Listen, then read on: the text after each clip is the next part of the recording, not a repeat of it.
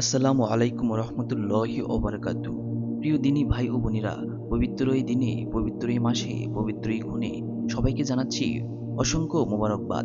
দিনী ভাই ও বোনেরা, আপনারা জানলে হয়তো খুশি হবেন যে আজ আমি আপনাদের জন্য পবিত্র কোরআনের এমন একটি সূরা নিয়ে হাজির হয়েছি, যে সূরাটি শুধুমাত্র আপনারা নিয়ত করে আল্লাহ পাকের উপর বিশ্বাস করে জীবনে একবার হলেও শুনে নিন। আল্লাহ তাআলা চাইলে আপনার জীবন মুহূর্তের ভিতর পরিবর্তন হয়ে যাবে।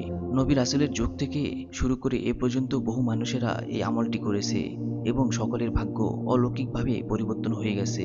আরবিয়ানরা প্রায় 1400 বছর আগে থেকে এই আমলটি করে এসেছে।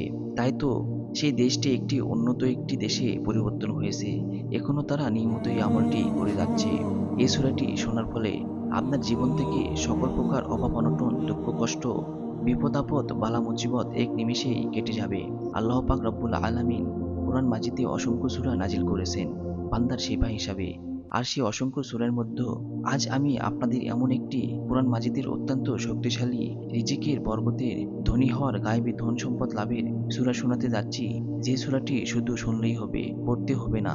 এই সূরাটি শুনতে শুনতে যে যা নিয়ত করবেন, ইনশাআল্লাহ সূরাটি শেষ হওয়ার পর আল্লাহ পাক রব্বুল আলামিন আপনার মনের সকল নেক আশা, উদ্দেশ্য, দোয়া কবুল করে দিবে। এছাড়াও আপনি যদি অভাবী হয়ে থাকেন, দরিদ্র হয়ে থাকেন, ঋণগ্রস্ত হয়ে থাকেন, এই সূরাটি শুনে আল্লাহ তাআলার কাছে বলবেন, হে আল্লাহ, পবিত্র এই মাসে পবিত্র এই সূরাটি শোনার উসিলায় আপনি আমাকে গায়েবী ধন সম্পদের মালিক করে দিন। এই সূরাটি শোনার উসিলায় আল্লাহ আপনার জীবনের সকল অভাব অনটন, দুঃখ কষ্ট, দুর্দশা, বিপদ আপদ, বালা মুসিবত দূর করে দিবে। সুপ্রিয় দিনী ভাই ও বোনেরা, আপনার মনে যা আছে, আপনার যত দোয়া করার প্রয়োজন, যত নিয়ত করার প্রয়োজন, শুধুমাত্র সূরাটি শুনতে শুনতে আল্লাহ পাকের কাছে দোয়া করতে থাকবেন। ইনশাআল্লাহ আল্লাহ তাআলা চাইলে সবকিছুই সম্ভব। তবে শর্ত হলো সূরাটি আপনাকে সম্পূর্ণ শুনতে হবে। আর যখন গায়েবী ধন সম্পদের মালিক হবেন, সেখান থেকে কিছু ধন সম্পদ গরিব দুঃখীদেরকে দান করে দিবেন। ইনশাআল্লাহ আপনার মনের সকল আশা পূরণ হবে। তাই শোনা শেষে সবাই আমিন লিখে দোয়াতে শরীক থাকুন, কেননা কে জানে কখন কার দোয়া কবুল হয়ে যায়। أعوذ بالله من الشيطان الرجيم. بسم الله الرحمن الرحيم. والنجم إذا هوى ما ضل صاحبكم وما غوى وما ينطق عن الهوى إن هو إلا وحي يوحى.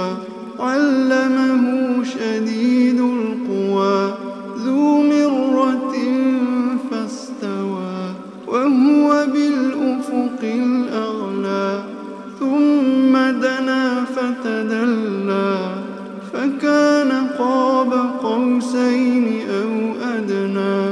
فأوحى إلى عبده ما أوحى.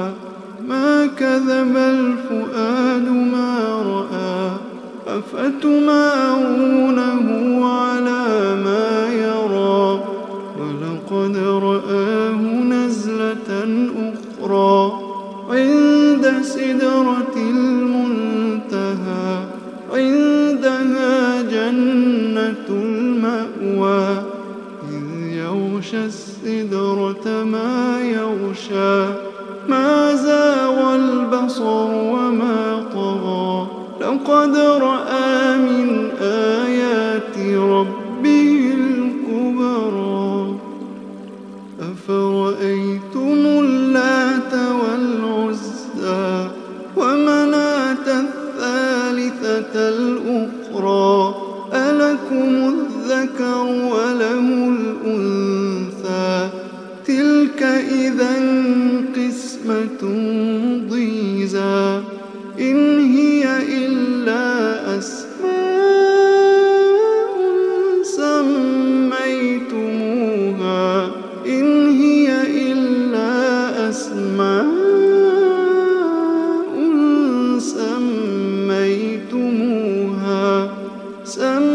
سميتموها أنتم وآباؤكم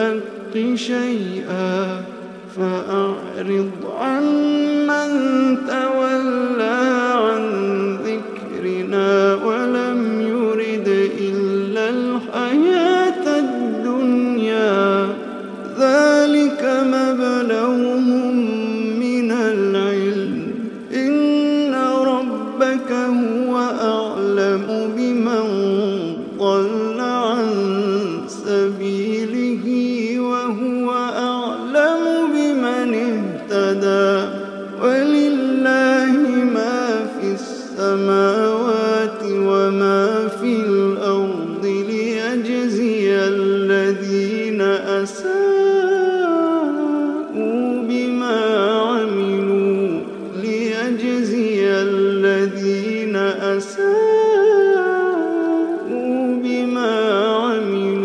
ويجزي الذين أحسنوا بالحسنى الذين يجتنبون كبائر الإثم والفواحش إلا اللمم إن ربك واسع المغفرة هو أعلم بكم إذ أنشأكم من الأرض وإذ أنتم أجنة في بطون أمهاتكم فلا تزكوا أنفسكم هو أعلم بمن اتقى أفرأيت الذي تولى وأعطى قليلا وأكدى أعنده علم الغيب فهو يرى أعنده علم الغيب فهو يرى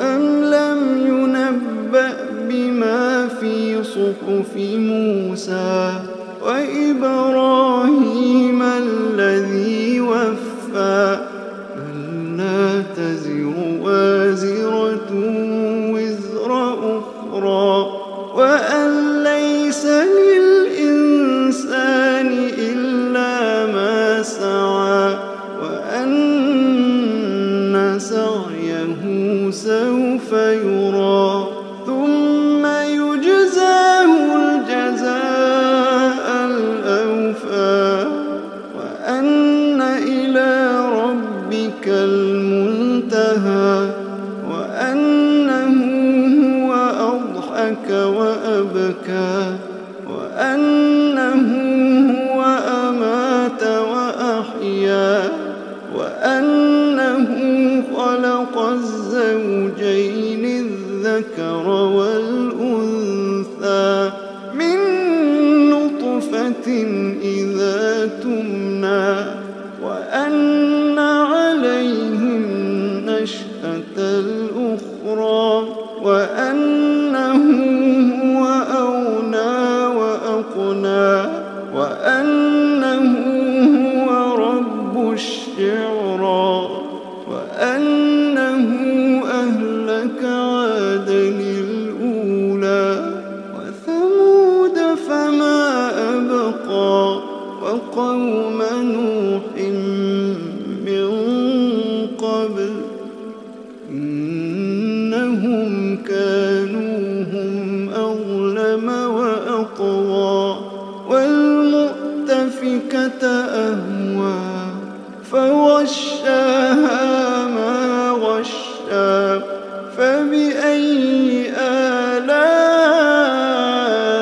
ربك تتمارى هذا نذير من النذر الأولى أزفت الآزفة ليس لها من دون الله كاشفة أفمن هذا الحديث تعجبون وتضحكون